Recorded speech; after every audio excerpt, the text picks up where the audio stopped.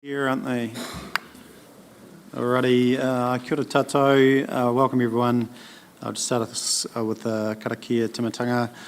E rā I tamanui te ara, whiti mai raka, whiti mai raro, kia pia titi, kia wana titi, kia rito titi, kia tau tai te Māori, humi e, hui e, tai kia.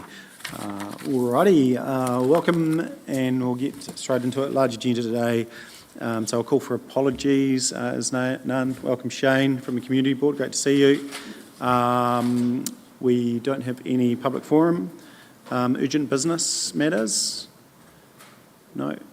Minor nature? Stu? Yeah, just wondered if we could publish somewhere the timelines for both the theatre going forward and the stadium. I know we know what's going on, but it'd be good if we could get it in our weekly or monthly update just out to the wider community, rough timelines, just so they have confidence of what's happening. Yeah, cool. We probably don't need to discuss that as such. Can someone just pick that up as an action, maybe for website? Yeah, a nod, that's perfect. Thank you, Steph. Okay, thanks. So any other minor nature items? No, all good. Conflicts of interest, just outside of the obvious VT, TDHL. So just Stacey, Sally and Alan in regard to CCO appointments. Okay, move to minutes now. Minutes of the council meeting held on 22nd of October, 7.1. Can I have a mover and a seconder? Councillor Pye, thank you. Councillor Burt. Put the motion now. All those in favour, please say aye. Against, carried. So we've got minutes of the council meeting held on 31st of October. I have a mover for that. Councillor Jackson, thank you. Councillor Shannon, thank you. Put the motion. All those in favour, please say aye. Schedules of functions attended by the Chief Executive, which is 8.1 on page 34. Thank you, Councillor Parker. Councillor Booth, happy to second that. Thank you. Put the motion. All those in favour, please say aye. Schedules of functions attended by Mayor, Deputy Mayor and Councillors. Thank you to Scott, Deputy Mayor. Bit of heavy lifting in there, so I appreciate that. Yeah, Councillor Shannon. Only one correction there. Peter Bird attended and spoke at Timaru Armistice Day, not Tamika. Oh yes, no, I did actually had that correction as well. Yeah, so Councillor Burt spoke at Timaru Armistice Day and not Tamika. Yeah, thank you, Councillor Shannon. Someone happy to move that? Happy to move that, Councillor Shannon. Councillor Oliver, thank you. Put the motion now. All those in favour, please say aye. Perfect. Reports. We move to now to 9.1 and we have Venture Timaru quarterly report up first, and welcome Tony O'Brien, and we have an apology which I'm sure he'll speak to from Mr Devonport, Chief Executive. Tony, welcome, and we'll pass on to you and then we'll follow with questions. Thank you. And thank you. Good afternoon. You've got me this afternoon and this only person, Nigel, has another commitment. So, no PowerPoint presentation. I just want to chat with you about where we've been, because we had our annual general meeting last week, and thank you to Councillor Shannon and the Mayor for being there with regard to that. I'm not sure if you all have seen the annual report from the BT. It's been sent around. So I just wanted to really give a very brief summary of where we've been in terms of that, and the highlights of that and then speak briefly about going forward. In the annual report, we talk about the Major Events Fund. It has been distributed out. Looking forward, and past, we had Kaylee Bell from a promotion tourism point of view, so that was quite a good thing to have. That's again funded. The cruise ships, going forward, there is not as many cruise ships coming in this season as there has been in the past, so we'll notice a bit of a dip in that, but we're still hunting that business, while we've still got the food festivals going on. So they've been very successful, food festivals around that way. Good news that we're getting the World Tennis, so we're getting that will help in terms of a tourism promotion, putting Timaru back on the map. And if we're going to get that every year, that would be marvellous for us. We've got some other things that we're trucking along with, like My Next Move in terms of the employment situation. But really, as I expressed in my annual report, it's no shying away. It's been a tough year for economics and businesses out there, but we've got to live on that hope that what we do now will stand us in good stead going forward.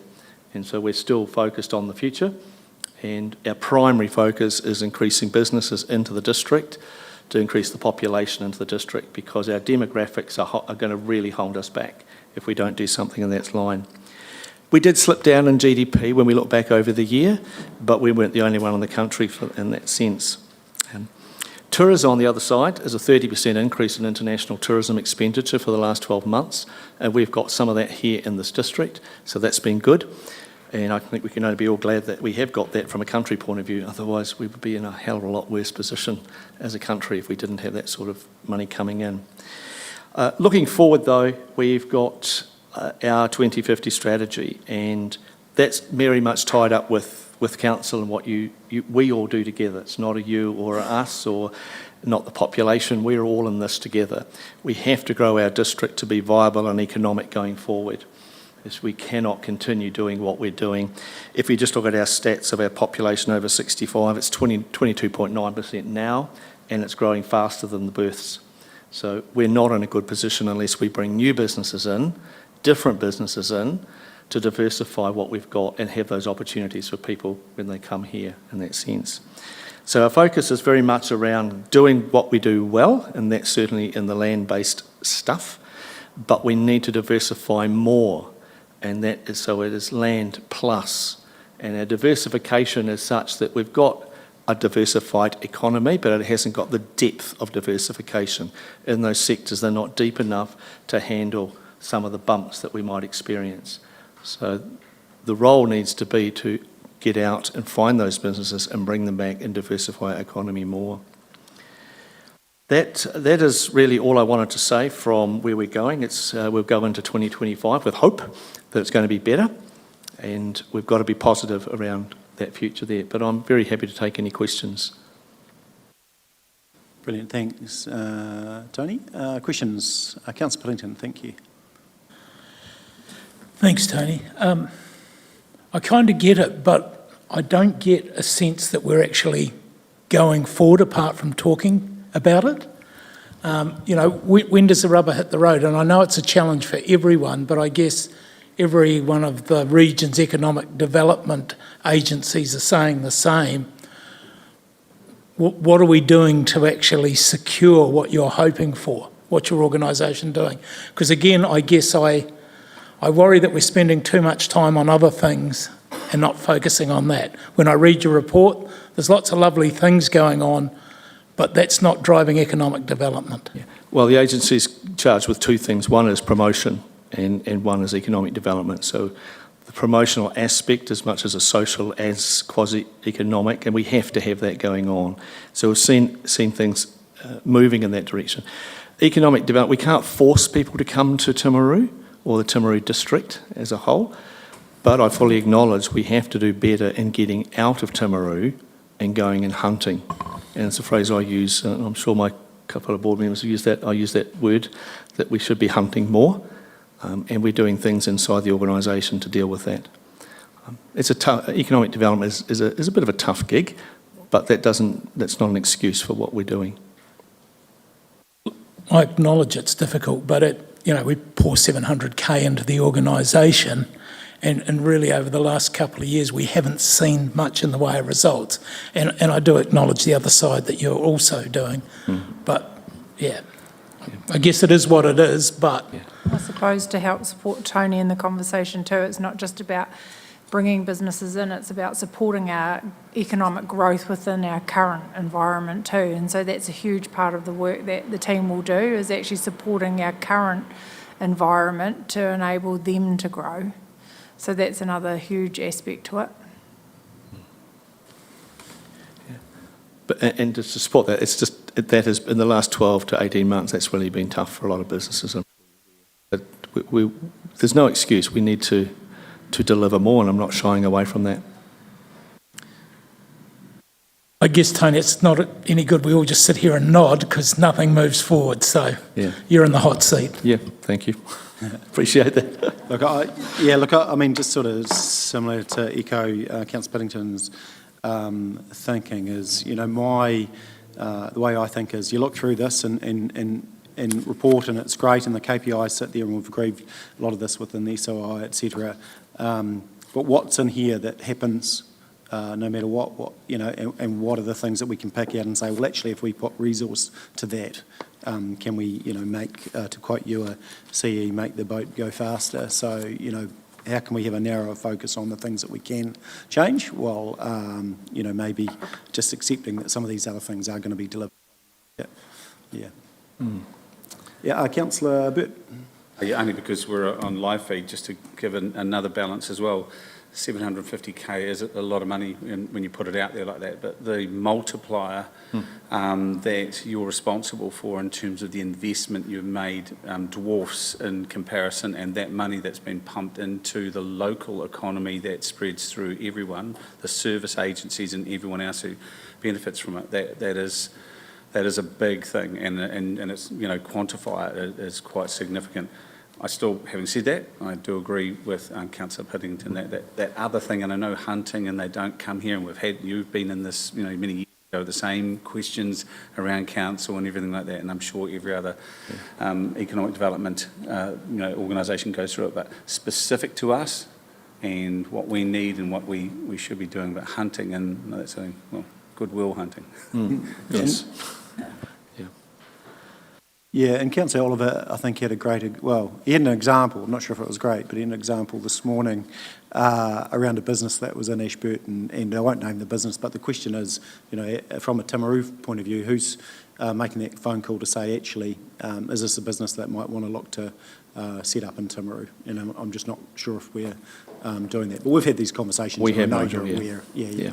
But it's just, And taking the water situation with regard to Smithfield, while it was a dramatic effect for lots of people, and I'm not in any way diminishing that the uses of some of that resources is an opportunity that we have to go and find what we can do with that. And so that's getting out now and finding out who could use that sort of water, because we've got it. And if we don't want to have increased rates and not been paying for that, then we need to go and find them. It's not as easy. They're not just sitting on a shelf, but that doesn't mean that we don't go outside looking. so it could be quite a good name on a bottle, couldn't it? Chlorinated. Do you think that would sell? Any further questions for Tony? No, thank you. We'll go now to recommendation on page 38. So the recommendation is that the Venture Timaru Quarterly Report for the period 1st July to 30th September 2024 be received and noted. Councillor Burt, Councillor Booth, thank you. No further discussion. Put the motion. All those in favour, please say aye. Against, carried. Brilliant. Thank you, Tony. We really appreciate that. Thank you very much. We move now to 9.2, so it's a presentation of TDHL, Audited Annual Report 2023-24. Welcome, Mr Rogers and Mr Munro. Thank you, Your Worship. It's yours. We've previously presented the 23-24 management results and associated commentary with that. The audited report is materially in line with those and the previous commentary. So without repeating myself again, I'll ask for any further questions. And I guess just in the interests of transparency with the public, and obviously that AGM's a public, well, it's an open meeting for us, but could you just maybe just talk to a couple of the highlights, if that's okay, just for the record, and then we'll go to questions. Thanks. We can. Thank you.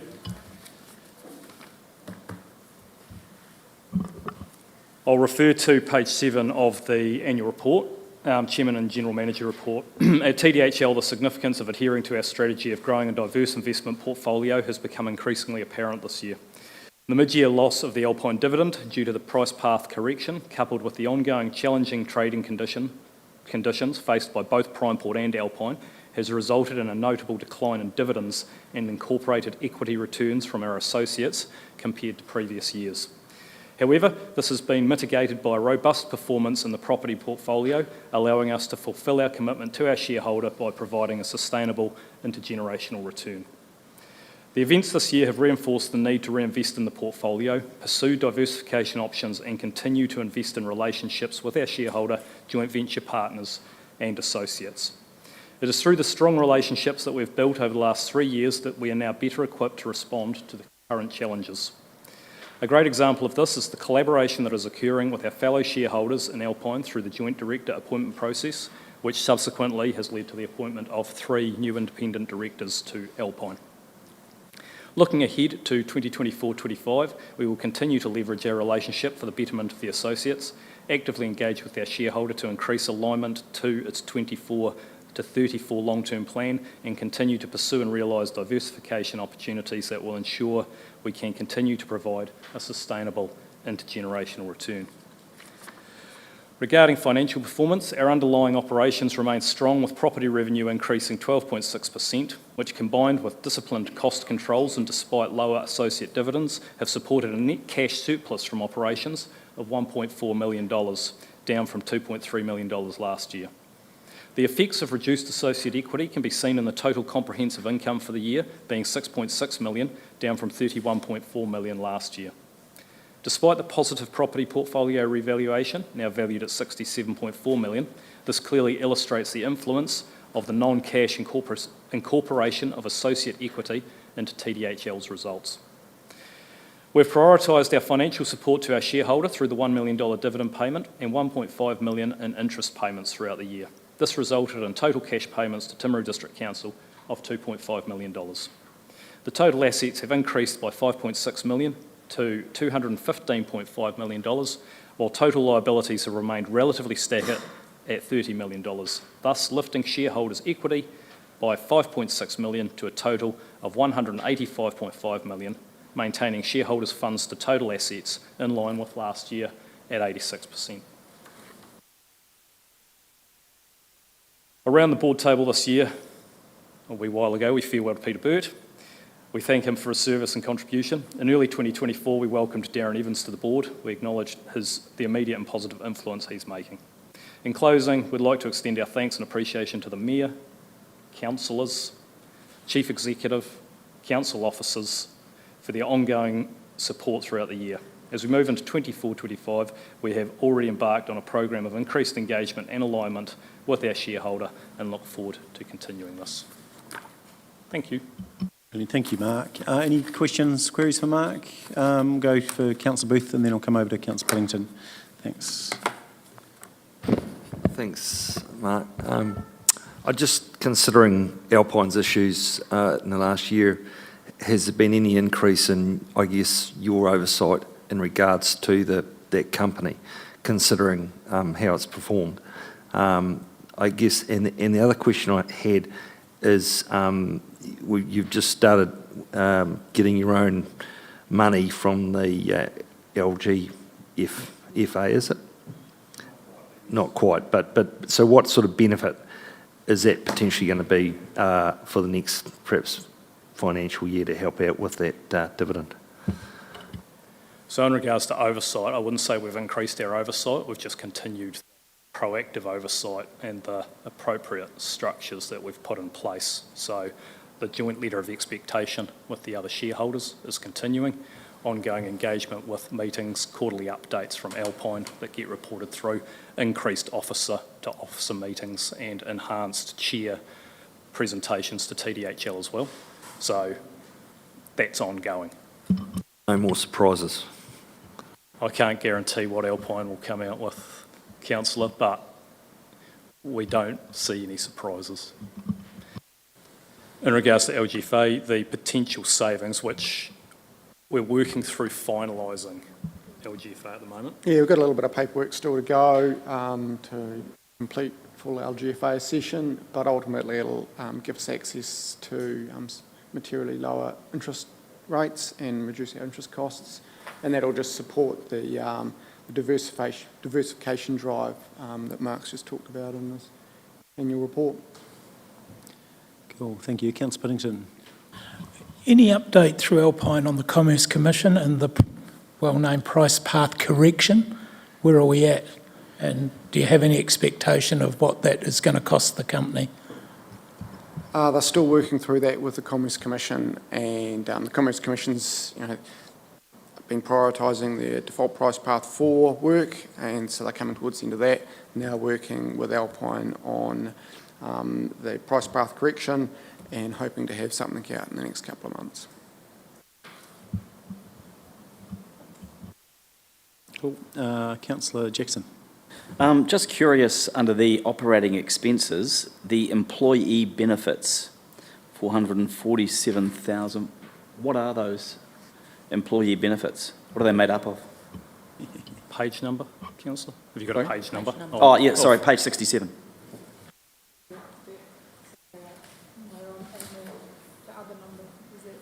Oh, sorry, 17. Thank you.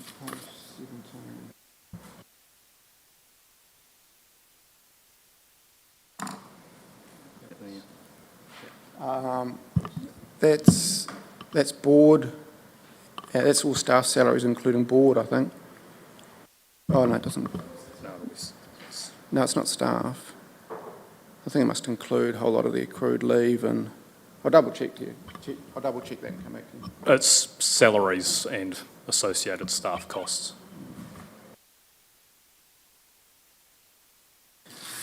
Already further questions on that one? If not, we'll go to the recommendation on page 50. Recommendation is that we receive and note the TDHL annual report for financial year 23 to 24. Thank you, Councillor Booth. Seconder for that. Councillor Pye, thank you. Put the motion. All those in favour, please say aye. Against, carried. So next one is 9.3, which is TDHL to September quarter report. Thank you. Thank you, Your Worship. I'll take as read, point out a couple of the highlights. So through the quarter, the external board review was completed and shared with Council. And further to the work we've been doing with Prime Port and Port of Tauranga on the 10-year anniversary, we sent Prime Port a letter of expectation, a joint letter of expectation that was prepared with the Port of Tauranga, and that was received, I understand, last week by Prime Port. And finally, regarding the financials, the results are largely in line with budget and tracking to year-end forecasts at this stage. And I'll happy to take any questions. Questions, team? No, I didn't have any. We've had a recent catch-up, obviously, at the AGM, so anyone, anything else? No, all pretty good. Okay, well, thank you. I'll go to the recommendation on page 87. I'm able to move that from the chair. Can I have a second of that? Thank you, Councillor Burt. No further discussion. Put the motion. All those in favour, please say aye. Against, carried. Brilliant. Thanks, team. That was easy. I appreciate that. Thanks for all the hard work. Yeah, Merry Christmas. Move now to page 93, which is 9.4, which is process fixing the common seal. Can I please have a mover for that? Thank you, Councillor Oliver. Seconder, Councillor Parker. Further discussion. Put the motion. All those in favour, please say aye. Against, carried. Move now to 9.5, which is on page 97, and it's just the recommendation is that Council notes the following public excluded items have been released to the public, and that is the Park 17A report. Happy to move, Councillor Jackson. Yeah, Councillor Burt, seconder. Any discussion? No, put the motion. All those in favour, please say aye. Move now to action register, and we'll just work through this. Budget reallocation trial, I think we're just keeping that there. Comfortable with that, everyone? Just give me a nod or just put your microphone on if you want to interrupt. Next one is investigation into subcontracting. This also ties into the next one, which is in small trades. And Mr. Trainer, we're sort of making some progress on this, and I think we talked about a paper on some of these maybe for the 4th of February meeting, didn't we? Yeah. Yes, correct. Because some of these, I know we talked about at the last meeting as well, had been considered by officers, but we council for consideration as well, so we'll try and group as many of those as we can to have a discussion on. So everyone okay with that? So underutilised assets, we have a report today. Anything further on that one? We can discuss that later on. Financial impact template, that's just to stay there. social housing, obviously we've had a workshop and we've got on the agenda this afternoon, move now to asset management program. And that's, a little bit of that's across disciplines of council, isn't it? I know a lot was sitting with within community development. So is there an update? What was the... Most of this one was aimed at the parks, from my reading of it. And yeah. we've employed the asset manager, the asset correct. person for parks, so it could just about come off. Okay. Everyone comfortable for it to come off? I think we probably just want an update separate to that there's some progress being happened, and that can just come by the manager of that team, if that can be passed on. Andrew, can you pick that up? Did you hear that? Yeah. No, thank you. So happy to pull that one off. List of council properties.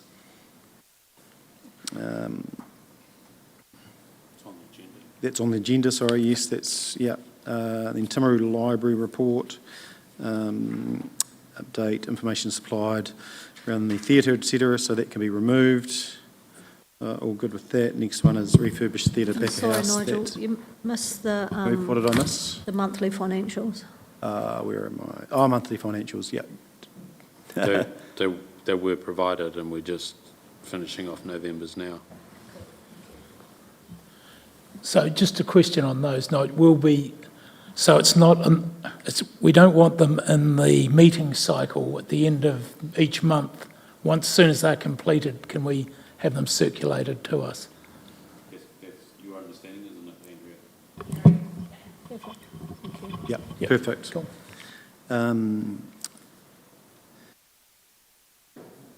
Cool. So do you want to take that off, team, or do you want to leave it on for now? Let's get it going. Okay, perfect. Timaru Library was removal. Refurbished back of house was removal. Vertical infrastructure maintenance report. Report and progress will be presented to a Feb meeting. The ECAN rates, and I think the CE was just going to talk to the finance team that was around, could 2 separate invoices be sent? Is that just an ongoing discussion? Have you got an update on that, Andrea? Come forward. Don't be shy.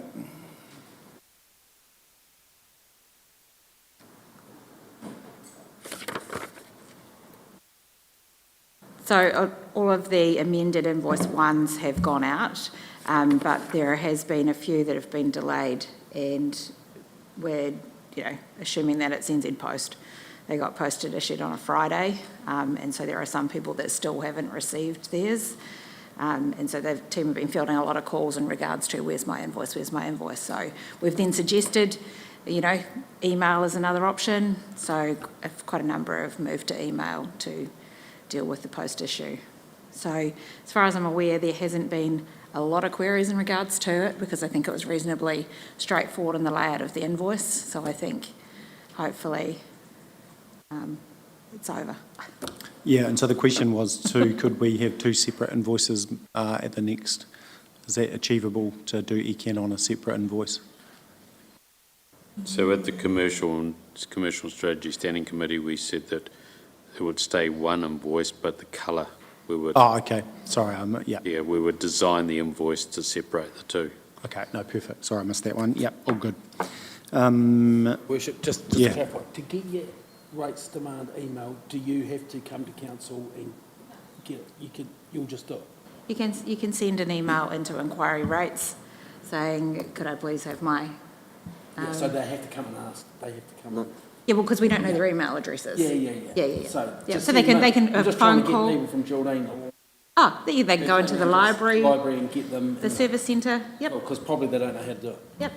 Okay, cool. I think it actually comes on there was either a flyer or it was on the invoice, so there's been numerous notifications about how you can do it. That's Yeah. the next thing I was going to ask. Yep, so yes, there has been numerous notifications. Yeah.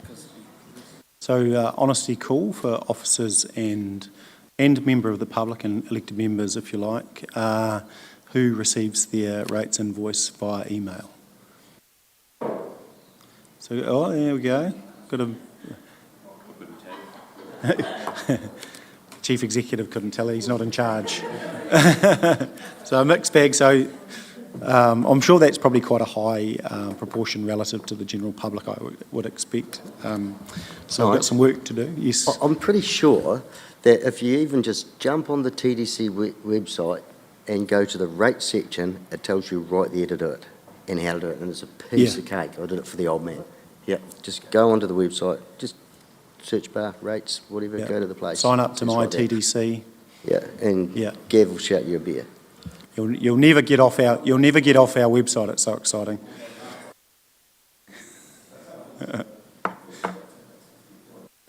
Alrighty, we'll get back on track, team.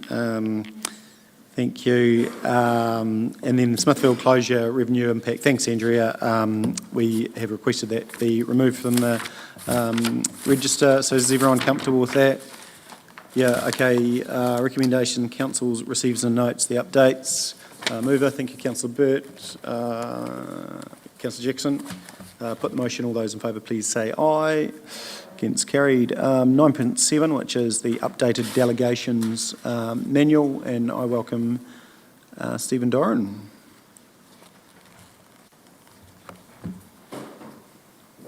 Jess is still raising her little one, so you've got me today. This is a statutory notification of the changes made to the delegations manual. There's been much of it's tightening up the financial side of things at the request of the CEO. There's no decision to be made on that part of it, but they are asking for a raise of the emergency fund limit from 500,000 to 2 million to reflect the increasing cost of replacing infrastructure during a disaster. Mr. Cooper could possibly speak to that.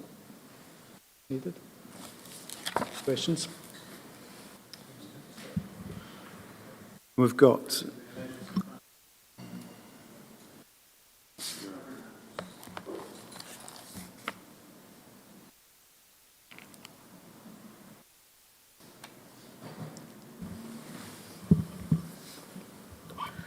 Thank you.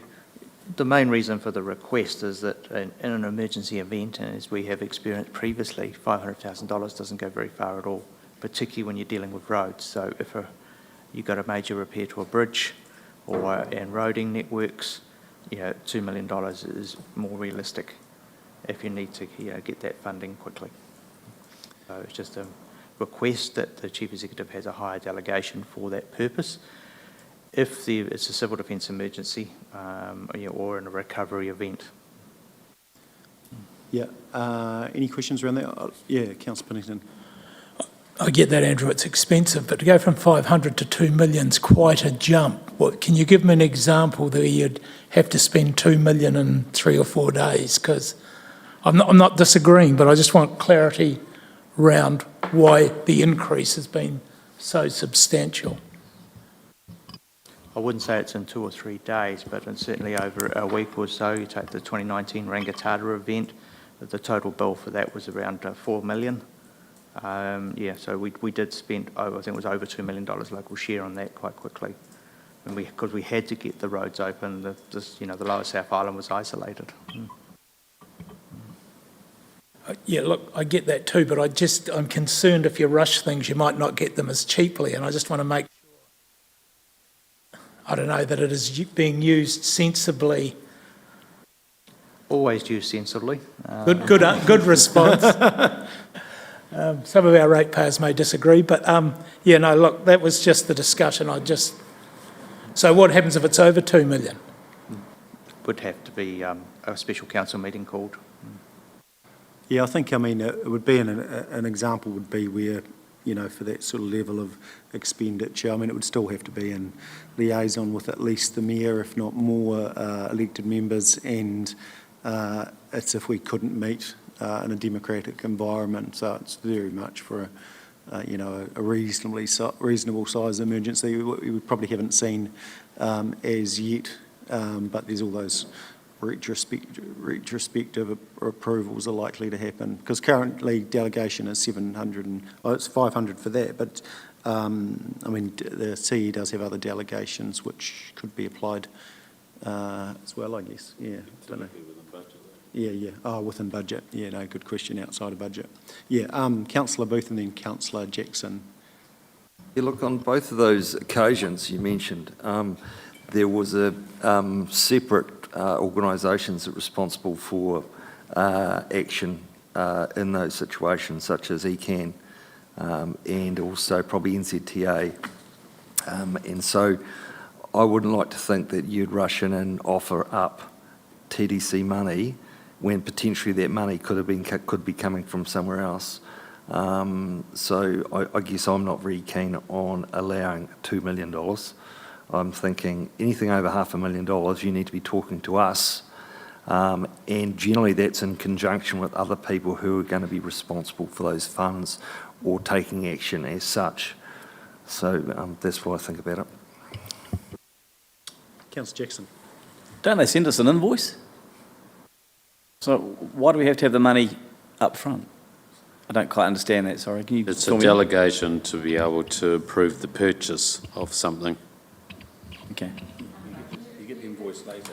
So it's, unlikely touch wood occurrence, but, a major earthquake, disaster, helicopter time, any of that sort of stuff whereby council couldn't meet for some weeks, that could quickly accrue some financials. The likes of some of the fires and that in and around Christchurch have accrued some money pretty quickly, so it doesn't actually take too long to accrue money. Any further questions, discussion points? Councillor Pye. I'm probably more comfortable with it, given that it's in consultation with the Mayor, whether you expanded that to in consultation with council, don't require a full meeting, but requires you to talk to all of the councillors. Either way, I'd be happy. I did have some other questions just on some of the other bits of the paper. It's more just to understand the process, I guess, of how you arrive at some of these delegations. So, for example, some group managers with different credit card limits, why are they different? And then there were some changes to some roles where they've gone from one grade where they can have a delegation from grade 7 of 10,000 to grade 4 of 20,000. Like, why a massive change in a role like that? So I just kind of want to understand the process a little bit more, please. So the process is, so the Chief Executive delegates down to us. So you delegate to the Chief Executive, he delegates down to us, things that he's allowed to under the Local Government Act. And then as part of this process, we go through and look at what the bare minimum is to function. Some of that is tidying up. A lot of the delegations have actually been reduced financially, as there was the desire from the Chief Executive to actually tighten up the purchasing thing. That doesn't mean that people can't buy anything, it just means there's more of a one-up in place. But where the increased need for spending and for direct procurement of things were reflected in the job, group managers or managers could make an argument that theirs were to be increased in that regard, just to keep things flowing, really, at the end of the day. It's about providing someone with the minimum or maximum delegation required to get on with their jobs usually, and every job's different in the organisation, so it's a bit more complicated than just having a flat structure. So say, my delegation would never be the same as Andrew, because I look after about sort of 6 computers and one streaming service, whereas Andrew's looking after sort of millions of dollars of infrastructure. So just one more question. I've never really understood the delegation around budget, and we just seem to go over budget and keep spending and keep spending. So how do we get control over that? That is what someone, how does, Get if it's wages, you can't just stop paying everyone. But surely when the budget's spent, the budget's spent. 100% agree. So does that get reflected in the delegations manual, and that we only have a delegation up to budget? The delegation manual is based on sort of individual incidents itself rather than the budget as a whole. I mean, the budget's the budget, and overspends or underspending that is down to the manager. So the delegations is based on, you have that delegation to spend your budget. If you don't have a budget, you can't spend it. It has to come up through to me and all the way up through to council. It doesn't seem to work like that in practice. But that's how it's meant to work. Yeah, that's my point. How do we get back to how it should work? So therefore, if they are over budget, they have to tell us they shouldn't be able to spend, so the system doesn't stop them. That's your first line of defence, is your system should stop it, but it doesn't, because it's not set up to do that. So it's hard to catch it at that point. And then the next point is they have to explain, why are you overspent? And then at that point there should be action taken to say stop, or transfer a budget from somewhere else. So, sorry, so we don't just nod and carry on, but should that action come from you as the CE, or? It comes up through the hierarchy, so Yeah. my expectation is it's one up. The one up should be doing that. So when we get reports to council that are way over budget, There should be an explanation of what we've done about it. and if we're not happy with it, we should be saying, Yes, stop. yes.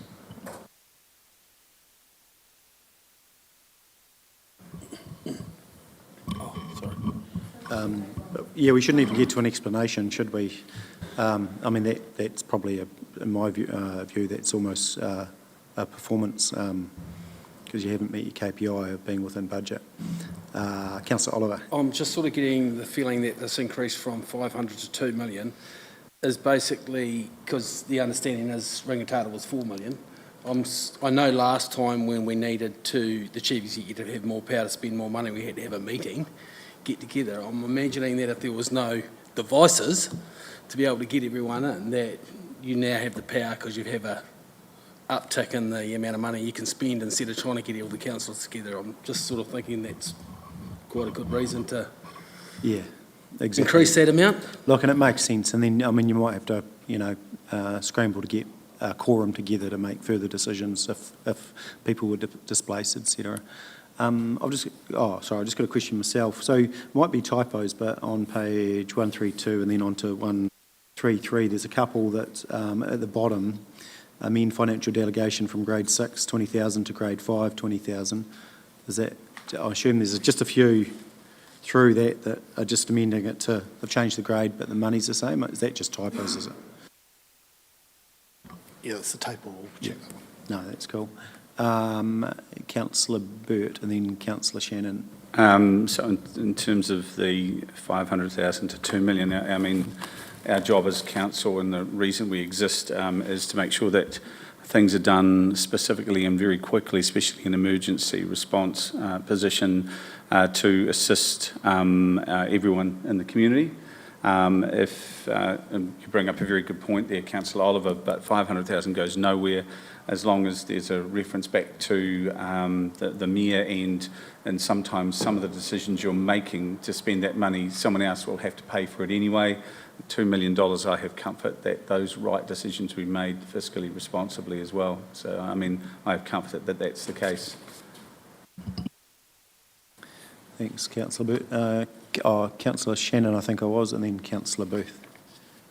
Yeah, I'm comfortable with the change in the delegation. I just had a question around the work that's gone into the update and the schedule, and clearly a number of changes because of a change in title, and I can't help but wonder how often are we going to have to do this because the title's changed, or is there not the ability just to apply them to a role rather than the title of the person in that role, so less changes are required in the future?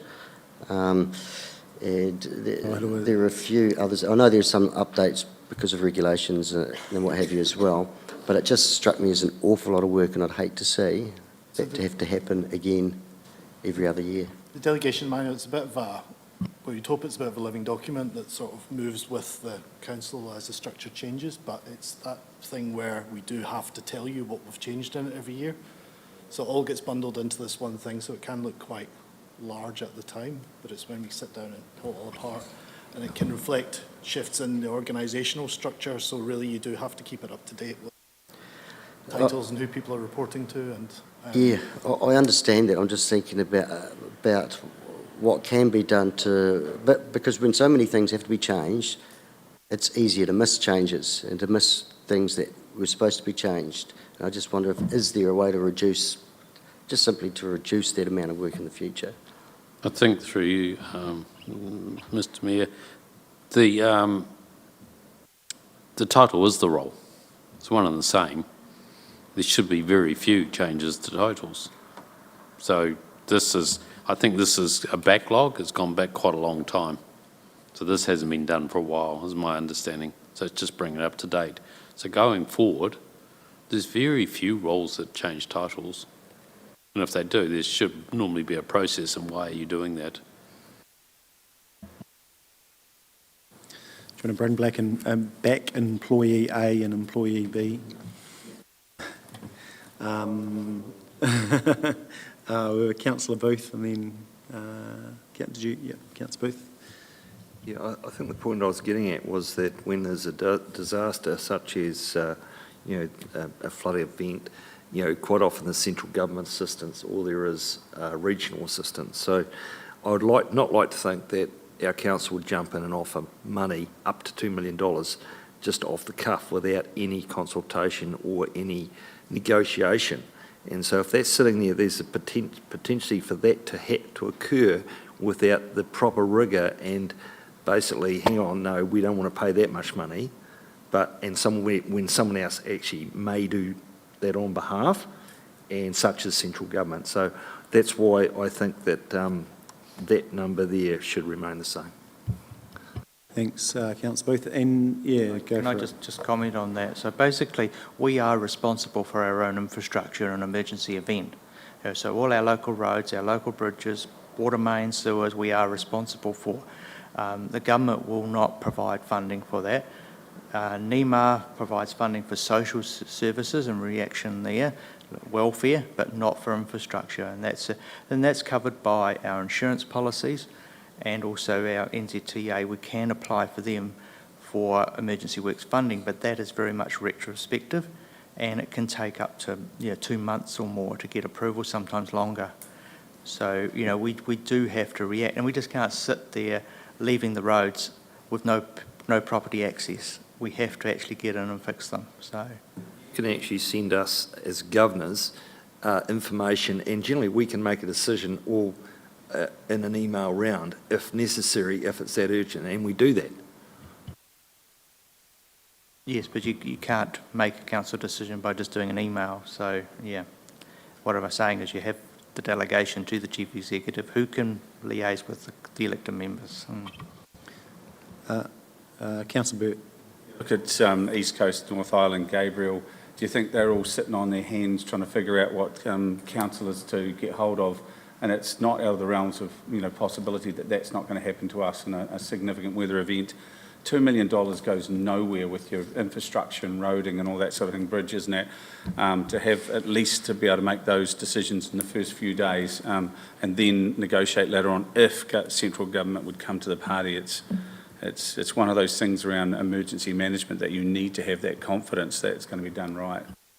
Thanks, Councillor Burt. And look, and there is a process. I think we're lucky within our council that chief executive sits outside of emergency management, so he's in a position to overlook. So you've got emergency management function, you've got the functions of councils, and he's going to be able to put some rigor around that, and then in consultation with mayor or elected members. The other thing that has come up through a lot of workshops that I've been to is efficiency of payment to suppliers through emergencies, and you've got a bit of goodwill for a small period of time, and then people need to be paid. So it's important that the delegations sit there, so you can sort of function BAU as much as possible.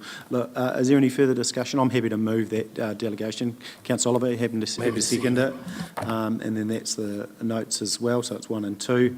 Any further discussion? No. Put the motion. All those in favour. No. All those in favour, please say aye. Against? Yeah. Would you like that recorded? Yeah. Councillor Booth is against. The motion is carried. Thank you. I really appreciate that. Move now to 9.8, Annual Plan 3-month Service Performance Report, and welcome Steph to accompany Stephen. Through you, this is the first report from the LTP. The colour coding is that the green ones are achieved or on track to achieve. The yellow ones are within 5% of achieved, or they feel that the 5% have achieved, and the red ones are the ones that are off track by more than 5% at the moment. The grey ones are based on the resident survey, which we only do every 2 years this year. You'd be pleased to note there's a lot of green through there, so we're feeling quite positive and sunny at the moment, so we'd welcome any questions, and the managers around that can answer any that you need to have as well. Councillor Piddington. You'll be a better numbers man than I am, Stephen, but I've got a few questions. Page 148, an expected end-year result. Why would we not be going for achieved in everything? Because it seems a bit pointless. Our target is nearly, when some of them are statutory regulations. Yep, so the expected performance that we've got in there is basically how we're tracking at the moment and where we expect to be at the end of the year. So it's really just giving you a heads up of things that are going really well and some that are not going very well. On the Lagoima request, we're nearly achieved, but everyone else has a percentage. We don't have a percentage there. I'm interested in how many we aren't doing. Yep, so the Lagoima, it was 1, and that was because it went into a junk folder that wasn't monitored. So IT have rectified that, so that shouldn't happen. Okay, so it's just 1. Yep, Well, Yep. it doesn't really tell us what it is. Yes, yep, but the measure is for 100%. So technically at the end of the year, we'll still be nearly. On page, and I'm being picky here, 149. So just to clarify that, with some of these measures, like that one, you've got one that you missed by, you will never get to 100% for the rest of the year now. No, I get that, but it's $1 each way. Well, you can answer me this one then. On building control consents, our quarterly result was 13.1 days. The annual target is 12 days, yet we've achieved the target. We're expecting to achieve it, so they're going to have to do them quicker. Okay. And there's a few other percentages that don't actually make sense along the... Some have been annualised and some haven't. They don't kind of make sense. Can I speak to this? So this is just the quarter one. It's a bit of a rolling maul through the year. Yep. So they basically split the score for the year down by 4. And then at the end of the year, if building control pull the finger out and do lots in 10 days, it'll pull that rolling average down. So, I mean, it's just, at this point, it's just showing if they're way off track or they're kind of getting there. So you're going to pick up speed is what you're telling me, Stephen? They are pretty good down there. That's okay, but I'm just trying to make sense of it. Yeah, no, it's probably a more useful measure, not in the marginal ones like that, but if something's sitting down at 10%, it's a big red flag for you. Yeah, I guess with the exception of just one missed, it'd be handy to have a note. We had one that missed, then you won't get the question.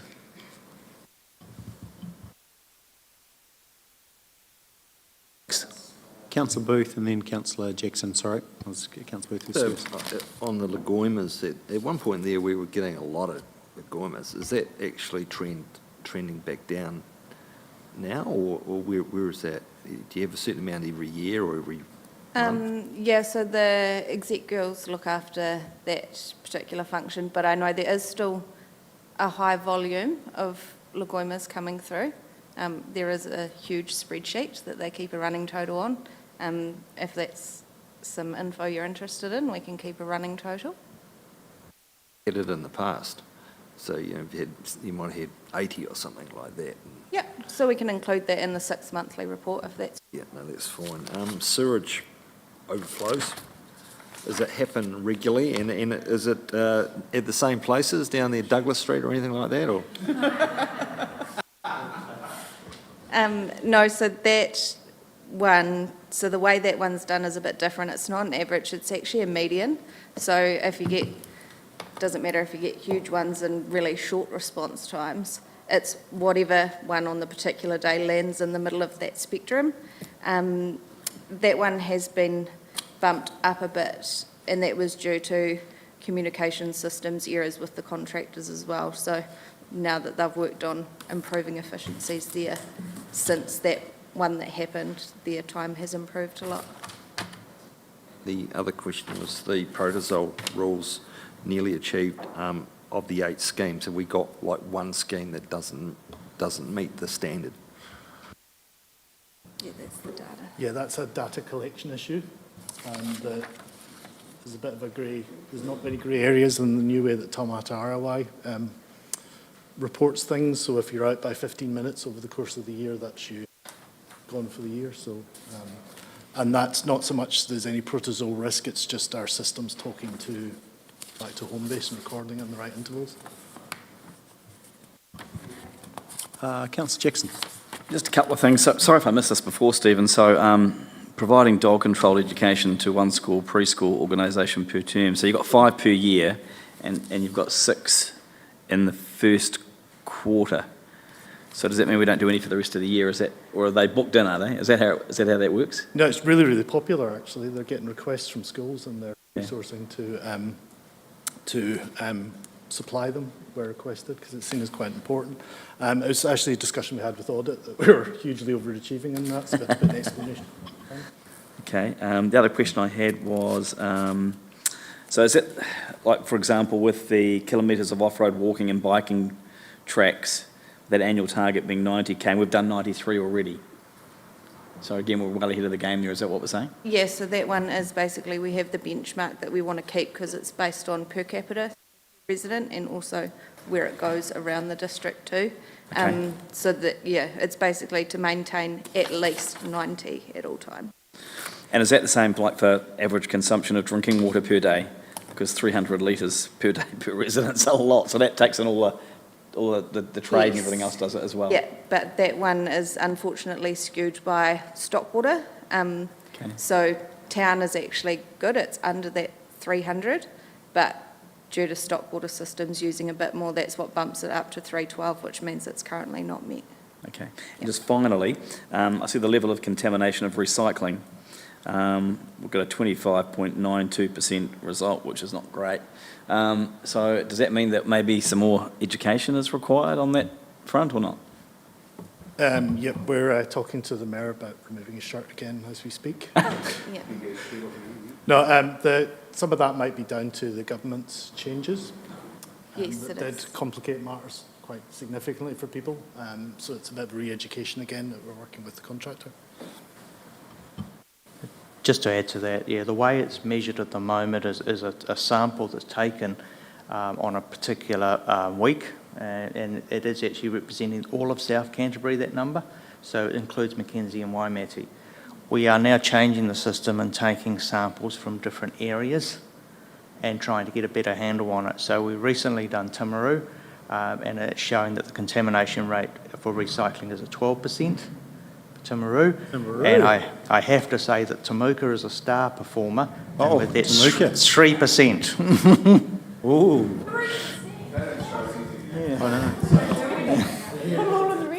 Have you checked the riverbed? Just on the Andrew, while you're there, total waste at 2288 not achieved. What is that? Is that good or bad? I mean, is that supposed to be less or more? So I asked that question. It's when it's multiplied up, that's the first quarter, multiply that by 4 quarters and you'll be over 9,000. Yeah. Okay, so anything over annually is not good. Yep. That's right. That is correct, yeah. It's a quarter. Yeah. It's the same with the curbside refuge collection waste. You multiply that up by the full year, you'll be over 130 kg. Yeah. Just in regards to water consumption, would it not be wise to actually have urban and rural separate? So it's actually we could compare ourselves to other urban water suppliers? Well, we're probably at the higher end in comparison to other water supplies in the urban side of things. So yeah, particularly other districts. So we are fairly high in the consumptions. We are making moves to reduce that. The ability to actually find that out or not? We have an active leak detection program. A lot of the consumption, overall consumption, is partially due to water loss. And we've done a lot of work in Pleasant Point and replacing the water mains there, which has made a huge difference for the consumption in that area. That was up around 500. It's now come back to about 350. Yeah, so we are working through that and looking at that. I guess the long term is water metering, if you really want to knock your consumption down. So like you can't isolate Timaru then, for instance? Yeah, we can isolate each individual scheme, yes. We can have Timaru, Geraldine, Pleasant Point. We have meters on all of those areas, yeah. So yeah, I can give you information regarding each individual scheme. That would be quite helpful, wouldn't it? Yeah. Sorry? That would be quite helpful, wouldn't it? Yep, I'm happy to provide that. There's proportion costs and all that stuff as well.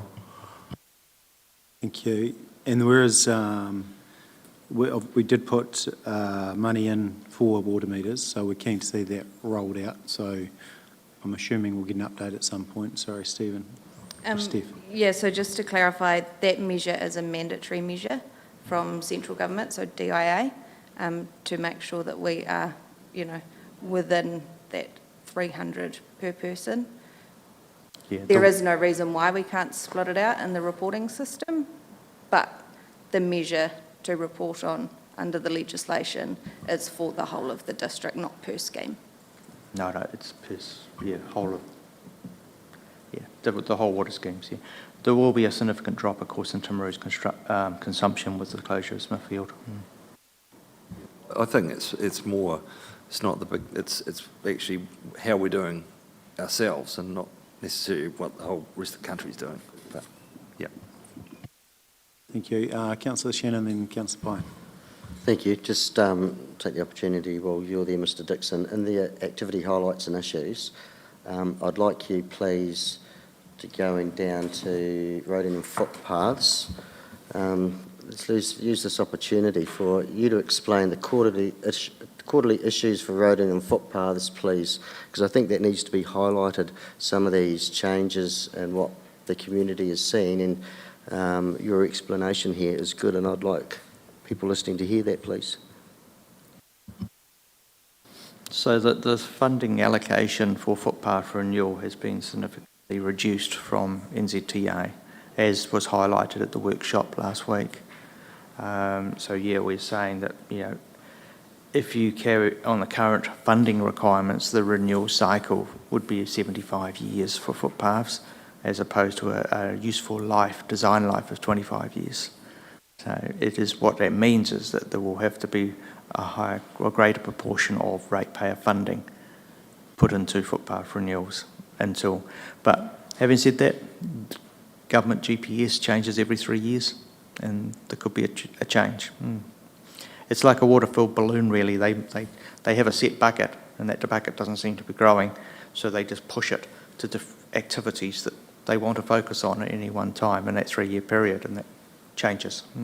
Yeah, so we have cuts to essential services such as vegetation management, road safety, footpath maintenance. So it's not just footpaths that are affected here, and I think it's important the community understands why that is.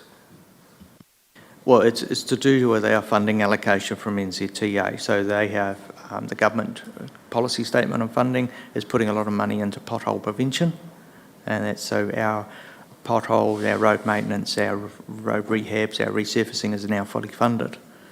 But it's at the expense of these other areas such as walking and cycling, road safety and footpaths. So that's the areas that they've decided to cut to basically increase the funding in the other areas. It's exactly like a water-filled balloon. You push one side and you want to increase it, then the other side has to shrink. So, but I will say with road safety that our road safety partners, Waimate and Mackenzie, have actually come to the party and have topped up that funding from their ratepayers. Thank you. And I actually have one other question, but I know that Stu's going to ask you as well. So, but I'll need Mr. Ellis or Mr. Cooper for this one, please.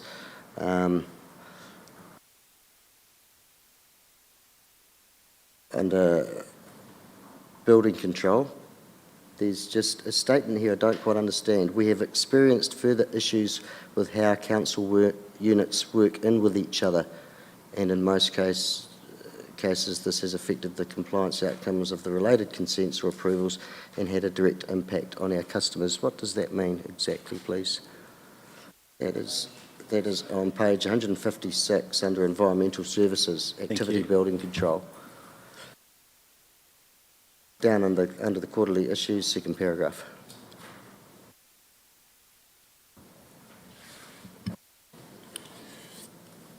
Thank you, Councillor Scott.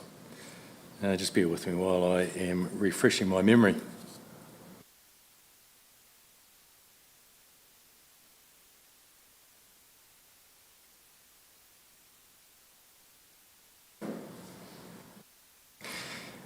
Yeah, so look, in terms of issues, as the heading suggests, what I'm referring to is some of the challenges that we both face, not just internally between the relationships between each of the council units that are involved in the consent process, but how that can also reflect in our customers being affected by that as well.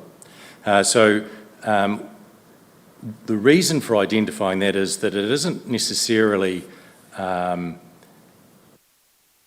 trying to paint a picture of everything's rosy, there's nothing to see here. There's actually a little bit of reality checking going on. And so why I've raised that as an issue is in part to say this is something that we've recognised.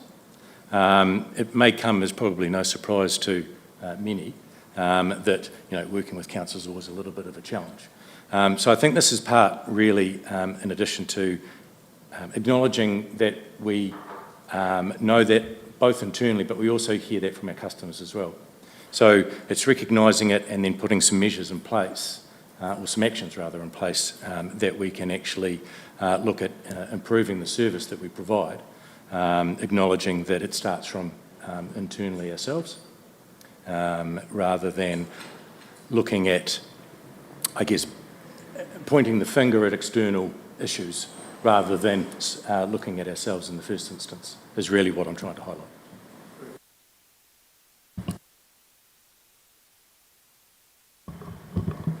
So I just got a couple of questions, and I'll just start with one that I have for Mr. Dixon while he's still there, and I'm just trying to find it, sorry. It's in the waste management, and it's about the unexpected expenses that come up, and it probably links back to discussions we've had around here around asset management plans. And so one of the things you've pointed out there is you had to replace the Inwood Way Bridge, which was over 20 years old. And I'm kind of thinking, why was that a surprise to us? Why wasn't that planned? In simple terms, we didn't have an asset management plan for waste until recently, so one has been completed now. That was kind of my question. Thanks. So I've just got a couple of others. One is around the art gallery, and it says that the gallery is without a compliant disabled toilet. This is expected to be resolved next financial year. I thought we were doing that early next calendar year, or have I got that wrong? No, so I think that was a typo in the gallery manager's wording. Yep. No, that's all right. The other thing was they refer to the capacity, storage being at capacity, which we're aware of, and alternative options. So until we find those alternative options, do we have a purchasing freeze, or we can't just keep buying more stuff if we've got nowhere to put it? So how does... Yeah, not a question for you, Steve. but like it might take some time before we resolve that storage issue. And so, what is happening in the meantime? I think the instant storage problem will be helped a little by the house gallery opening. because it'll take some things, some of the permanent materials that were in art storage. So that might tide them over in the short term, but it is part of their long-term planning, and they do need more storage if their collection management stays going at the same rate. I think I had one more, but just, oh yeah, it was around emergency management. And so this might be for you, Darren. It says, while I attended the C10 course, which I'm not sure what that is, but you're saying that you've only got 2 staff who have achieved that, and you actually need 5, and that will require more input from council staff. So can you just talk us through what that actually means, please? Absolutely. So C10's a concept to allow, we train our own staff internally to operate in our emergency operations centre. The C10 concept is to allow surge staff from each council to go and support other councils. So C10, 10 councils is the concept. So it's run within Canterbury, and as a council we've signed or made an agreement that we will aim for have 5 people available for that to go and support other councils. So in terms of encouraging people, it's just something that we'll have to keep trying to push. They run 1 course annually. It is a big ask. It's a 5-day thing. It's always in the school holidays. So that does put some people off. So. And is it a voluntary role? So is that some of the problem why we're not filling those gaps, or it's just the time commitment of doing the course? It's a voluntary role in terms of the council staff elect to go and take that challenge on, but they would be paid if they went to to support another council as well. If we've committed to 5, at what point do you just go, you and you are doing it? I think given that the whole concept of C10 is that we are taking people who are really engaged with that emergency operations centre process and very enthusiastic and trained, I doubt we'd get the right result if we voluntold people. Yeah, I tend to agree. Just one last question. The volunteer recruitment remains a challenge, and I know we've talked about it in this chambers before, but is it getting worse? Is it the same? Or and what more can we do to try and attract those volunteers, do you think? I think it's static at the moment. The numbers in some areas look worse purely because we made some decisions around people that hadn't been productive or hadn't been attending training, and so the numbers did go down based on that, and that's right. That was the right thing to do. It's an honest reflection of where we're at. Interesting enough, the Are You Ready booklet has drawn some people in, and we know that that's had an impact. The response team, for example, we've had 4 people come in the last about 6 months, so that's actually a pretty good result for the response team. And then it's just a question of just ongoing engagement, sending the message, making people aware that we need these people. So, yeah, I think it's just something we have to keep chipping away at.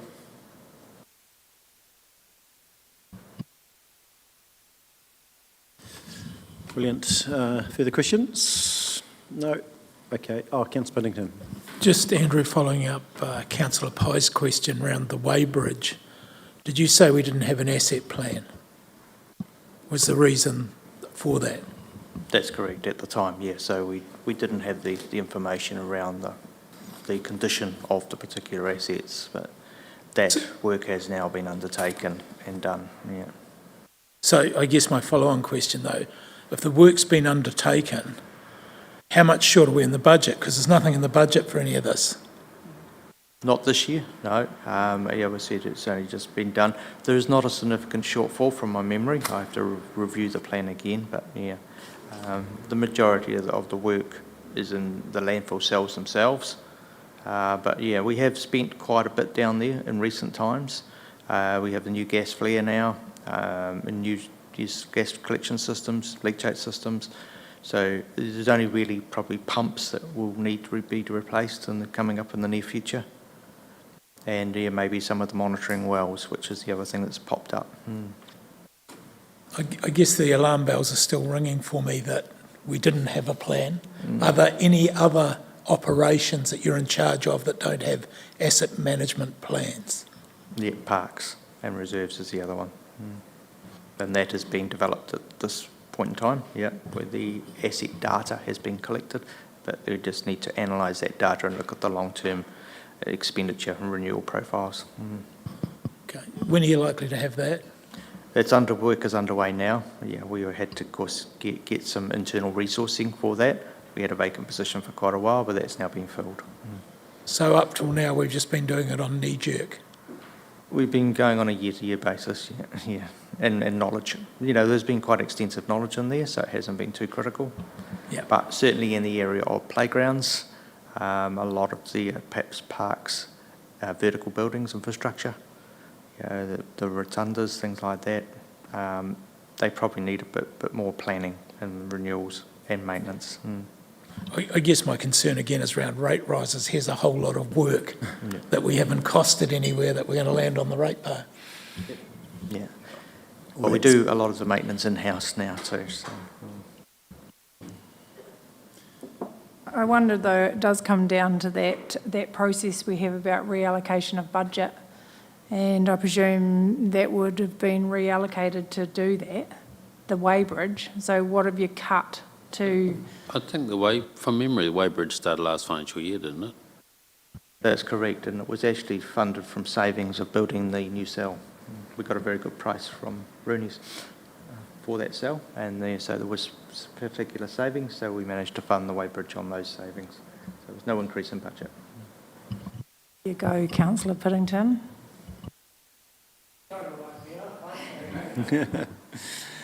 So, Mr Dixon, you just made the comment we deliver a lot in-house now, so is that a cheaper way of delivering? The jury's still out on that at the moment. Okay, we'll take that one offline. Any further, but it's recorded. Well, any further questions, comments? No, recommendation is on the screen. Council receives a note of the 3-month service performance report. Mover, Councillor Pye, Councillor Piddington, thank you. Put the motion now. All those in favour, please say aye. Against, carried. Stay there, Mr Dixon. 9.9, South Rangitata Reserve Management Plan, and is Bill here? No.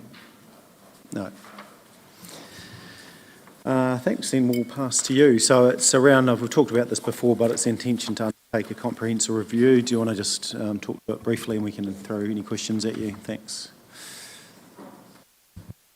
So this is basically just a referral from the Infrastructure Committee.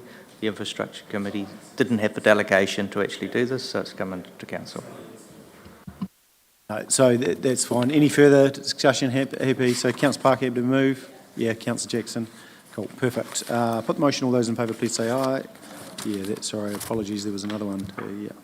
Yeah, that's great. Thank you.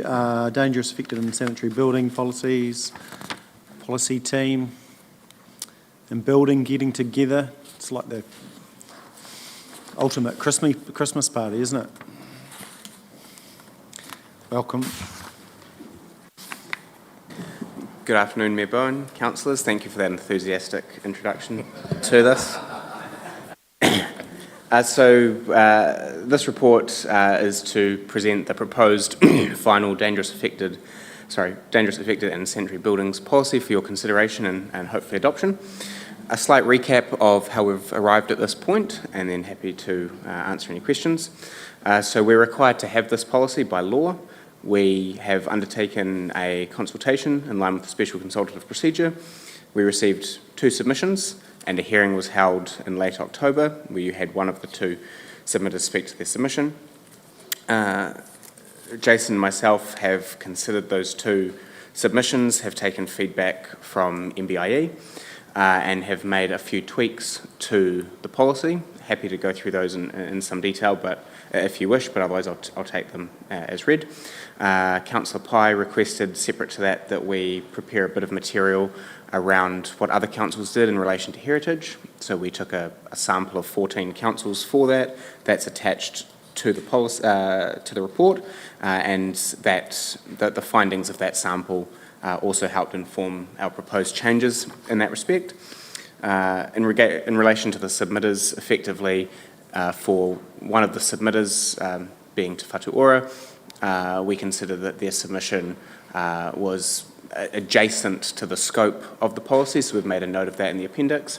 In terms of the second submitter, Mr Templeton, we have made some changes to the policy, incorporating most but not all of the requests there. Again, happy to go through that if you wish. Ultimately, we're requesting that Council adopt the policy as proposed and as attached. Happy to open it for discussion or see if Jason has any comments. No, that's pretty much covered it all. Honestly, it's a pretty straightforward, here I'm saying that, a fairly straightforward process in terms of the policy. Fundamentally, no major change other than, as Brendan alluded to, the feedback from the submission process, which we've adopted. So, yeah, happy to take any questions. Brilliant. Open up to the floor. Yeah, Councillor Pye. I don't have a question, but just thank you for providing the other data from the other councils, because I found that really useful when reading through this, so thank you.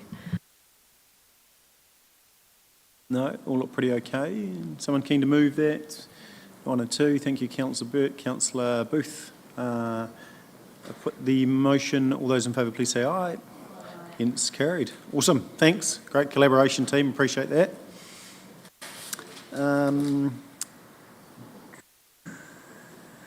Go now to 198, which is 9.11, draft property acquisition management and disposal policy. Welcome. Thank you very much, Your Worship. We bounce from one exciting policy to another. So this report is to present the draft property acquisition management and disposal policy for your consideration and hopefully adoption for a targeted consultation.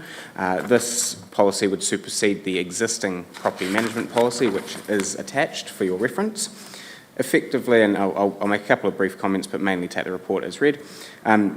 Basically, what this policy is attempting to do is to provide a framework for how council considers effectively the life cycle of property, acquiring it, how we manage it, how we consider whether or not it continues to be value for investment, and then if identified for repurposing or disposal, how we go about that process, and then also the criteria and principles that council applies, the elected members apply when making decisions, and then the processes and matrices and how we make assessments really that officers apply. Ultimately, we want our property portfolio to be used in a strategic way that provides value for our investment. We have utilised what we consider to be two industry-leading policies from Waimakariri and Waikato District Councils, so public shout out to them, and we have spoken to them and reached out to them throughout the process of developing this. So yeah, just a nod that we have obviously utilised those and lent heavily on those. As it says in the report, the main policy levers that we consider available to council are the principles and the acquisition and disposal criteria. Those are outlined at 15 and 16 in the report. Ultimately, we hope to receive your feedback and then adopt the draft policy for a targeted consultation that will take place in the new year. The very final comment I'll make just before passing over to Nicole for any additional comments is one slight tweak that we request that you endorse to the draft policy that's come up since the agenda was published.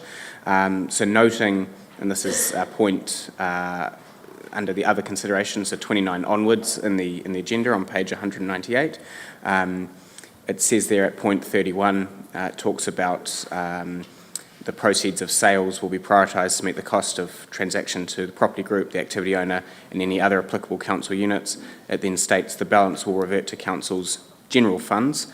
We wish to amend that last sentence to note that council, being you, the elected members, would resolve where the balance would go so that you can then make a decision in line with what you consider to be the best use of the money, noting council's revenue and financing policy, and also noting separately in that other considerations part of the paper, we flag for your attention that as part of the annual plan process next year, we would look to make a couple of what we consider to be relatively minor in the scheme of things, amendments to that policy to effectively be more prudent and in line with what we consider to be best practice. I'm happy to go into that in more detail if you wish, but for now I'll just pass over to Nicole. Thank you, Brendan, and through the chair, councillors. So this is really enabling us to tidy up a lot of the work that we're doing with the divestment of property that we're now bringing up every quarter, and that was flagging up a couple of issues in our old policy that we had, and we felt it was time to retrofit to the future, so hence the work that's been done. And we did, Brendan rather had a look around the country, and we found and did speak to a couple of the other councils in this area. So I think it's a great policy. I look forward to your feedback, and it is now going to enable us as we move forward with that tranche of work that will come to you every quarter. Yeah. Happy to take any questions. Alrighty, questions, Councillor Pye.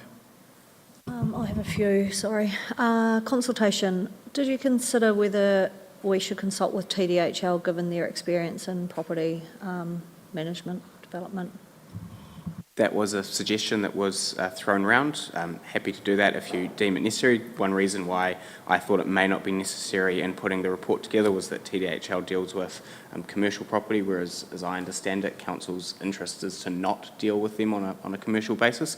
But if you feel that there's value with getting feedback, if you believe that there's value getting feedback from TDHL, very happy to discuss that with them as well. I probably don't have a strong view, but I just think the more eyes over a policy like that, the better. Yeah, certainly. And I have regular catch-ups with Fraser Munro, but also, and just to Brendan's, the property that they have, other than dealing with obviously their board and councillors, is actually what I call unencumbered. So it's quite free, whereas a lot of our property has been acquired in the different departments and is subject to lots of resources, acts, rules. And so this policy is actually enabling us to step through those rules and just tidy up how we've brought them through all the various departments and then what we do with the proceeds afterwards as well. Yeah.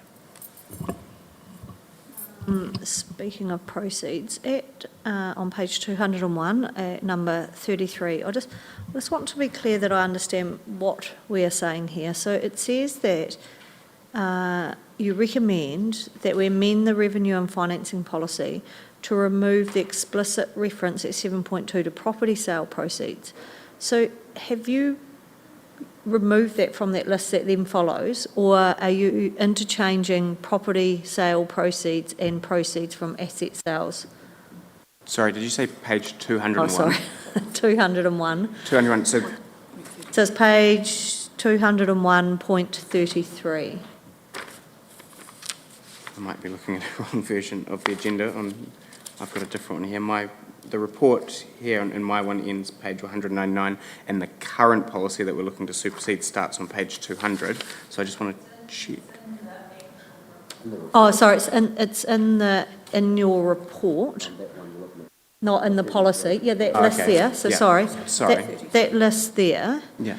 So the commentary at point 33 says that you recommend to remove the explicit reference to property sale proceeds. And then you've got 7.2 there, but there's not property sale proceeds there. There's proceeds from asset sales. Yeah. So are you interchanging those two terms, or because they're quite different, and an asset sale could be a laptop?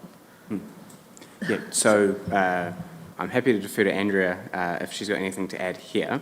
But yes, we are considering proceeds from asset sales in this instance to refer to property. That is possibly an additional reason why that clause we consider in the revenue and financing policy needs tidying up to, because as you allude, depending on how we define assets, it could possibly capture or have more than we intend to, or have unintended consequences. This is where I presume someone like Andrea might point out that we have an internal threshold that I'm not aware of in terms of the value of that, etc. But yeah, what we've got listed as that screenshot, 7.2 and point 33 of the report, is literally that part of the policy at the moment, and just noting that we would look to tidy up that proceeds from asset sales part, because that is contrary to what we are trying to do with this policy. Does No, I it get does that. that answer I your just- question? And sorry It for the does, I just misunderstanding. advise caution when you do change that, like you've just said, that we don't end up with unintended consequences by calling property sales asset sale. Yeah. Because they're two different things. So I'll try and scoot through. I had a couple of other things. So in the existing policy, and it says we're going to make all endeavours to do, B, C and D, which are various things. So it seems like none of those things happened. So how do we ensure that when we adopt a new policy, we actually don't just adopt it, file it, put it in the top drawer and do nothing? So the onus for the operability of this new policy is that all senior leadership and unit managers will be informed of this policy, and they now have to work through this policy. So in it, structure in regards to noting coming up through property and also to the chief executive that something's for sale or something's being purchased. So we're tidying up that ability in there to funnel this into small pockets of authority, and it means that we just haven't got teams out without knowledge purchasing. Yeah. So kind of on that vein, I've just got a few things on the actual proposed policy. So you propose to only review it every 6 years, but you will get a whole council that never sees this policy potentially. So I would think that every 3 is more appropriate. Yeah, I can speak to that. So this, partially answering your previous question, it dovetails into this. So if I may take a wider approach, and I'll be speaking to this in January to the February, to the first Commercial and Strategy subcommittee meeting in terms of our proposed strategic approach for future policy development to try and rationalise it, and it'll make more sense then. But you are right to answer your previous question in terms of you could develop a policy, it gets filed somewhere, people aren't aware that it exists or don't follow it, so there's a cultural and behavioural aspect to it as well. That is why in all of our policies we're now trying to build in more monitoring and more reporting so that we have a more rigorous regime around knowing whether or not it's being followed and identifying whether or not it's performing as intended or not, and being able to report to the relevant bodies as to whether that's occurring or not. So that's the first point. The second point, in terms of the 6 years, we are hopefully, and that's part of the strategic approach that I'll talk about next year, looking to move most of our policies by default to being reviewed every 6 years, with a desktop review every 3 years, and through the reporting to council and other bodies, being able to flag how those policies are performing so that you have oversight of them. But for resource reasons, and frankly because the policies normally do not require reviews as regularly as we're doing them, we're basically trying to be a bit smarter around that. So formal reviews occur at longer periods unless it's identified earlier that there are issues, and we will have, like I say, a more rigorous regime around being able to identify if that's the case, and more rigorous reporting to yourselves, for example, through Commercial and Strategy twice a year on our policy work program, how monitoring is going, etc. So you will not be left in the dark, effectively. Got quite a few more, but maybe I'll give somebody else a go.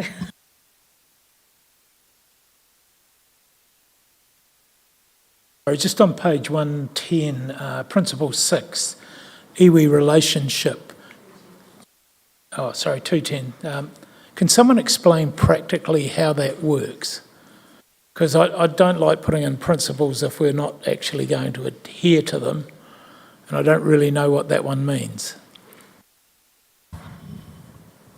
I'm happy to speak to that in the first instance. So Council has, through your significance and engagement policy, a commitment to enhancing the capacity for Māori to make decision-making or to make decisions and to be involved with Council.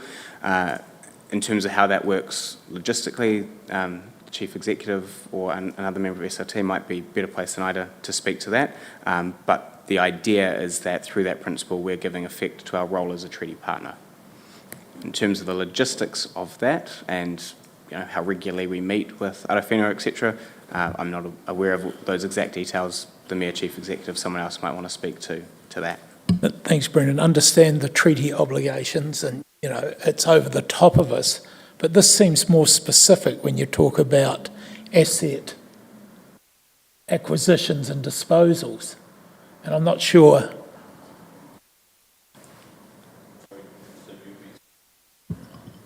You would probably be surprised how much land we acquire during a year, and we don't have a robust policy around that. So this is about putting that policy in place so it's a lot more formalised.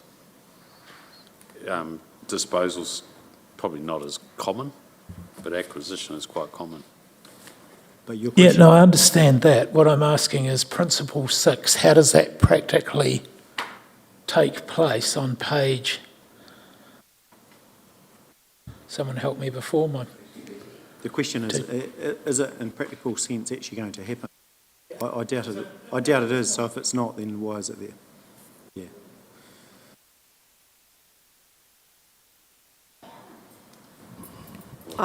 That's something for our consultation to think about, Yes. because Yeah. this has come out of another council's Yeah. policy. Yeah.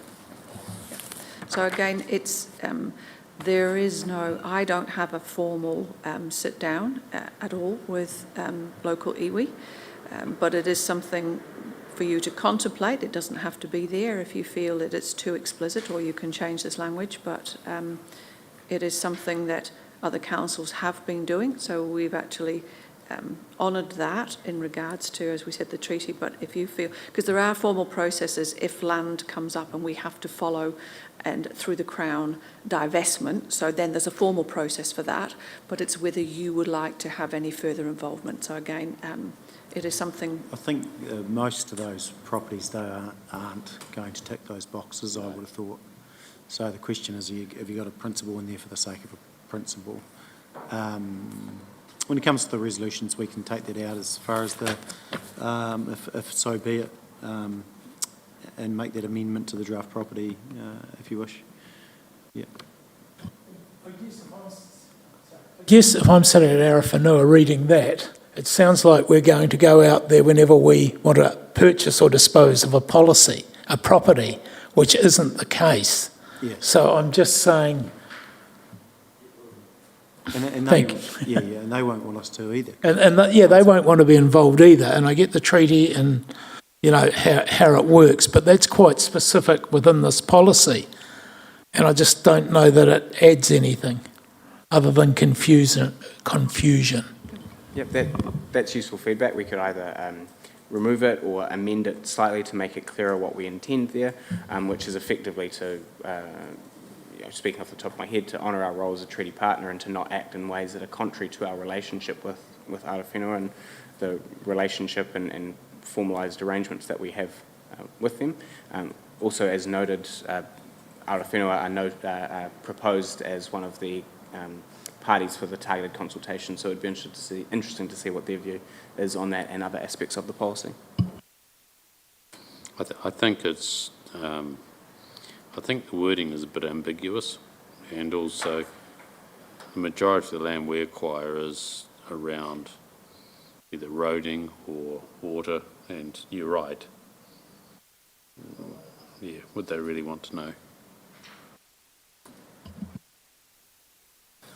I doubt it. So what's the will of the committee? Do you just want to cut it now, leave it in for consultation? I think, Brendan, you could amend it to something similar that you just said before, because I think it's important that we have that partnership in the policy.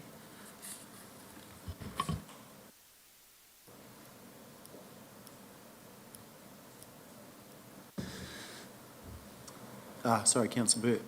Yeah, I mean, I agree about the reason for it being there. There are other legislative reasons why we must do, depending on how we divest the land and how we got it and how we came by it, which we have to do.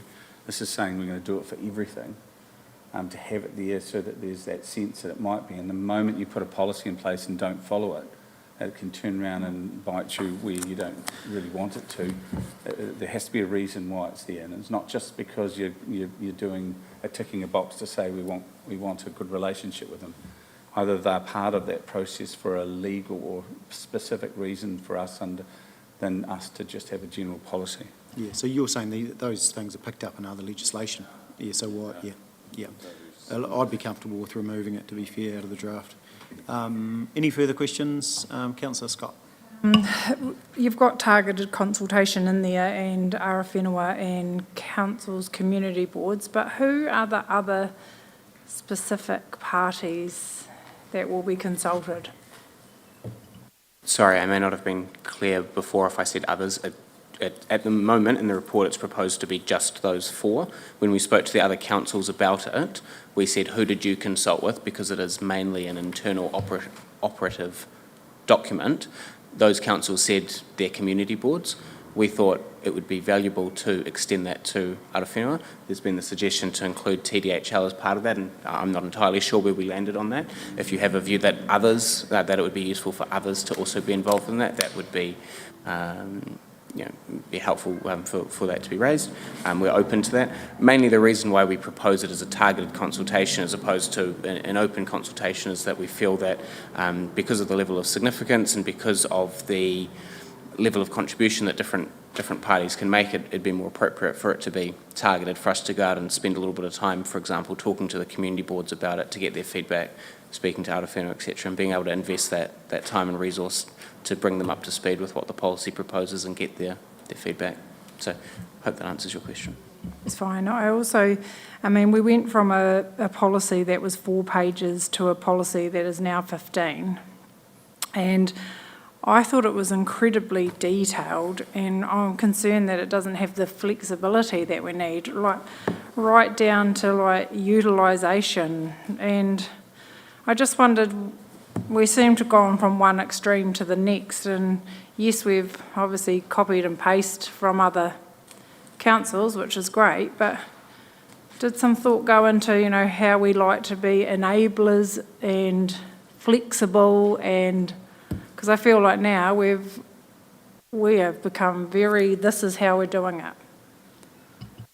I can speak to that. Yes, there was thought given to that, definitely.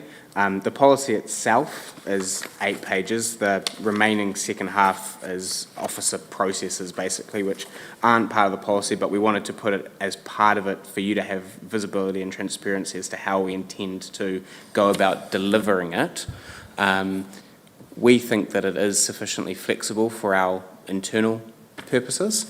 Time will tell, but that's our best advice at the moment. We don't think, based on what's in the policy and appendices, that it's likely to lead to unintended consequences or anything like that. Also noting that a lot of the actual policy, the policy deals with a lot of legal requirements, so the fact that we need to be clear and explicit about some of those lends itself to some of that length. I'll also note,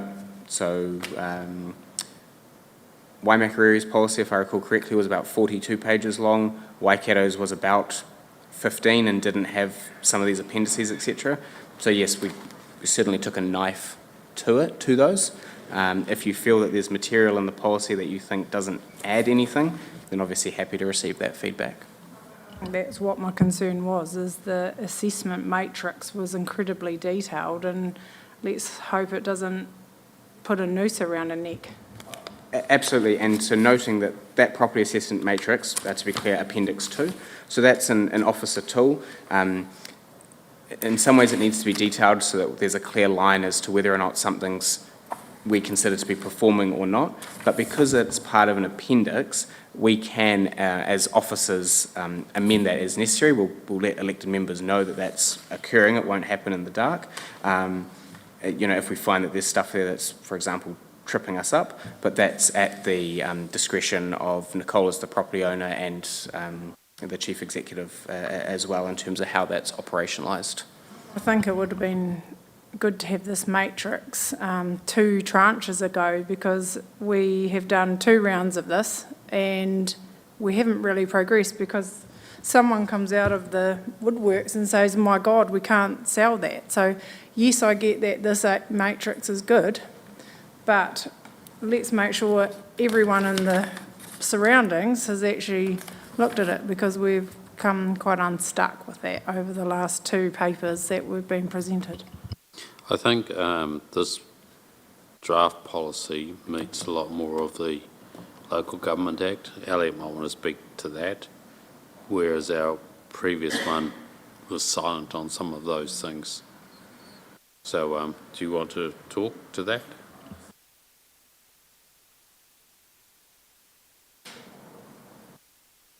To you, Chair.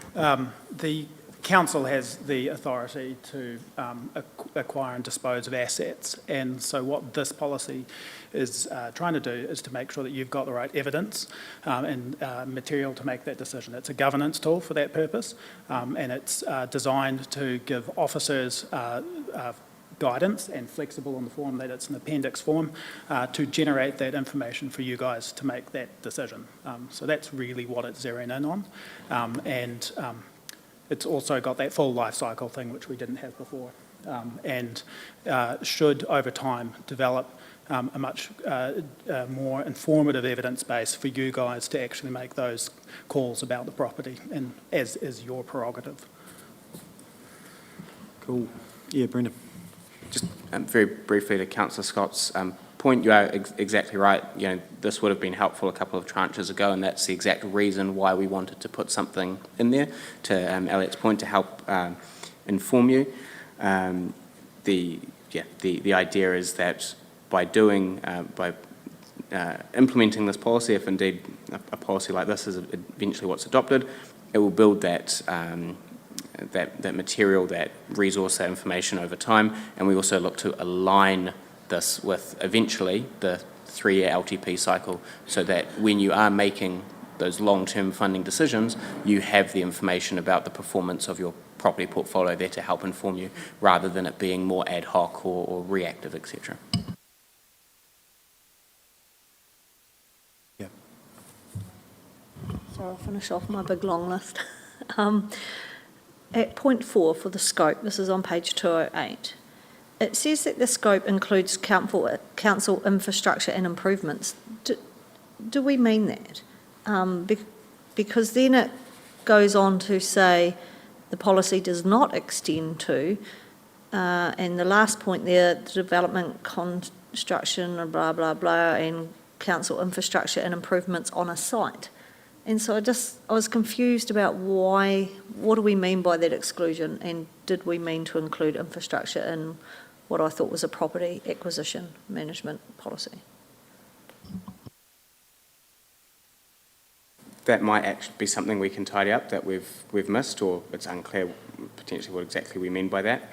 Some infrastructure is obviously property, so we need to make sure that we're capturing that. But sure, we can go away and have a bit more of a think about that. My understanding is infrastructure is pipes and water and roading, and I don't think that's the intention to capture that with this policy, is it? Okay.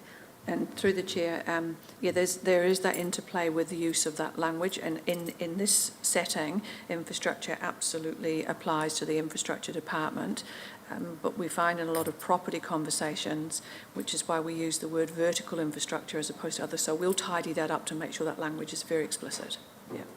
And then my other question is, why have we specifically excluded licences and leases? Because in my mind, that's some of the issue is we're not managing them as we should, and we've got very old leases that are not returning us good money. And so why do we exclude them? Because I would have thought we'd want to include them. Though they're not a physical piece of property, they are something on paper, and I think we're going to look to develop something a little bit different and a policy around that, because it is also governed by some of the earlier information of authority for different staff members to sign off on things. So the leases are being reviewed. We've got quite a large amount of them. They are classed as an asset that we have and hold as a list. Financially, they go on our books. But we do need to probably develop a policy that's separate to an actual property policy. This is just trying to deal with bricks and mortar and land. And then what we'll need to do is address leases as a separate issue, yeah. I have a couple of questions about the kind of the strategic fit questions, or the matrix, which is on page 212. So one of the criteria is that acquisition is strategically important to council or the community.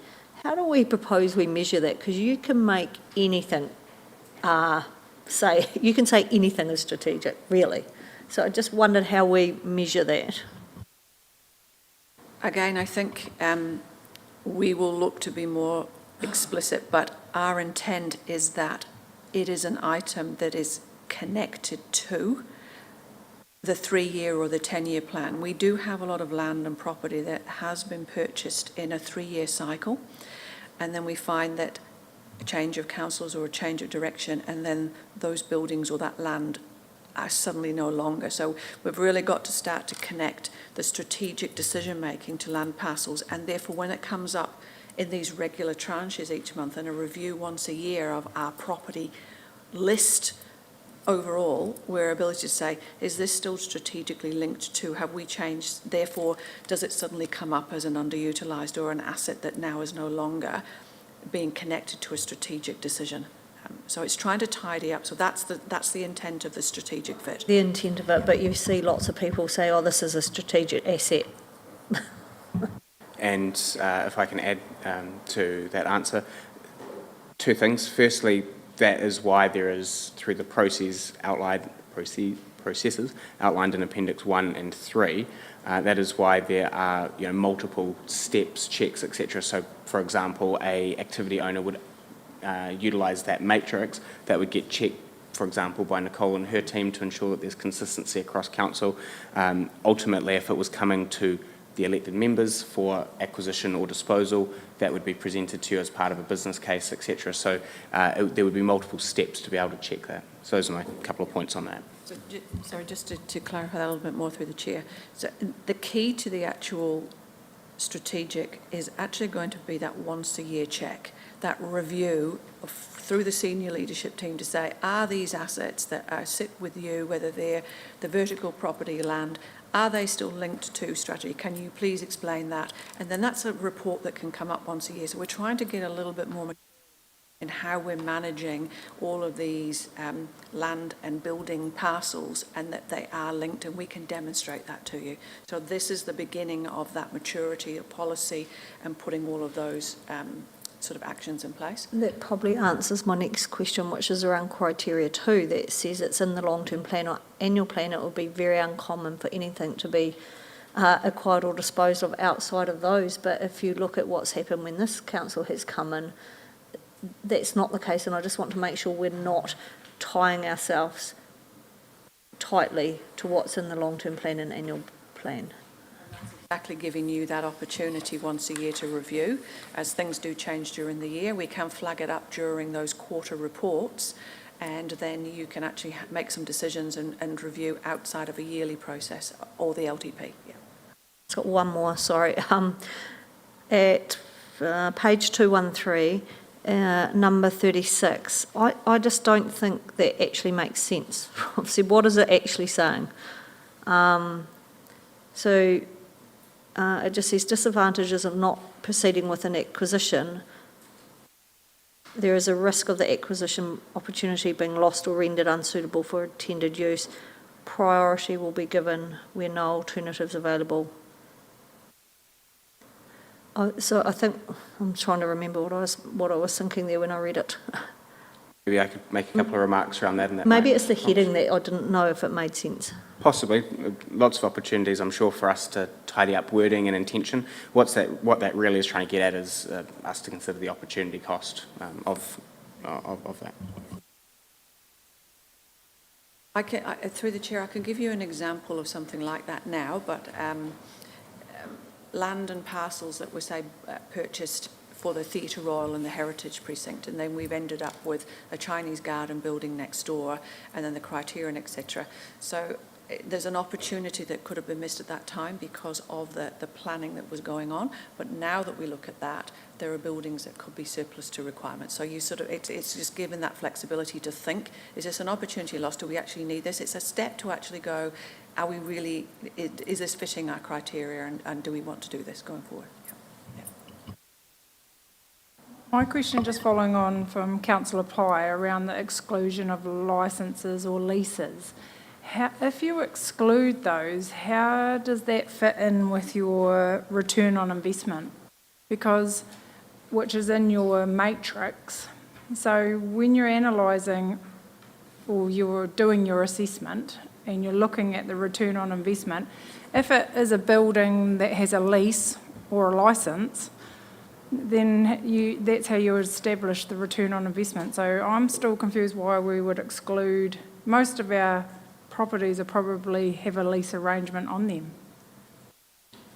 So through the chair, Councillor Scott, yes, a separate policy with the leases, though leases will still be part and parcel of this, and you will to making a decision based on a lease. And we've got parcels of land that have been coming to you that have leases, but they're not actually what we call a council service. So we're very conscious that some leases may not be applicable to a council service. Then we've got, and it's based on land that could have been purchased many years ago for civil yards, for instance, and then we've got a commercial lease that now sits on it. So yes, that will be a thought process when we come up, and you can decide whether you feel you wish to retain that land because of the income, but the actual leasing is a separate situation to buying or selling, though it comes into, for us as a tool, which is what this policy is, but it helps for you to give us some governance guidance, a separate tool, leasing, where these two policies will speak to each other, but the leasing is quite separate to the actual purchase and sale, but it does, the income you receive or the loss of that could come into your decision, but it doesn't necessarily have to be outlined in this policy, and we can and should put another policy alongside of it. Does that help answer the question?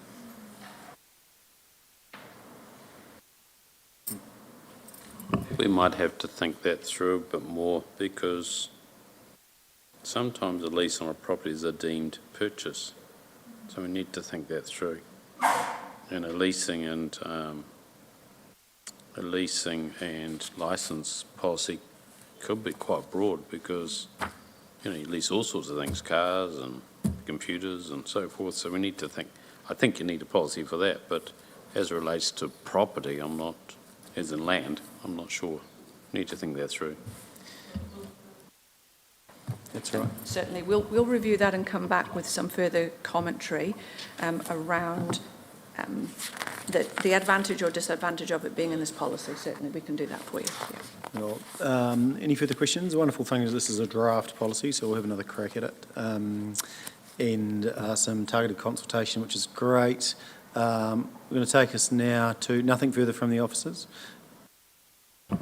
Just useful to clarify if there was any desired change to those four parties, being the three community boards and Arawhenua, for the targeted consultation, and whether you are happy with my proposed amendment on the fly to clause 51 of the policy, so getting rid of the quote, "the balance will revert to the council general funds," and instead replace it with "council would resolve where the balance would go to," and then also clarity around that principle 6, I believe it was. 16, I think. 6 on page 16. With the iwi relationship. Yeah. Cool. So takeouts. In your 6 years, I think I thought we thought 3, no? So through the chair, do you want to, were you happy with the explanation of the 6-year, which is coming up in the new year as a separate strategy across all policies? Perfect. So Amendment 51, removal of clause 6, principle 6, sorry, thank you. Yeah, everyone comfortable with that? Someone happy to move us? The draft policy, I'm happy to move from the chair. Can I have a seconder? Councillor Jackson. Perfect. Any further discussion? Put the motion now. All those in favour, please say aye. Against, carried. Good, that's perfect. So that brings us to the end of public. What we're going to do is have a short recess, and then we're going to, and through the before the recess, we'll table that further PX paper, because we need to add that to the agenda. So we're going to, so we're going to have a recess for 5 minutes, but over that period, can you please just take the opportunity to read through that paper as well. So we will adjourn now. Thank you.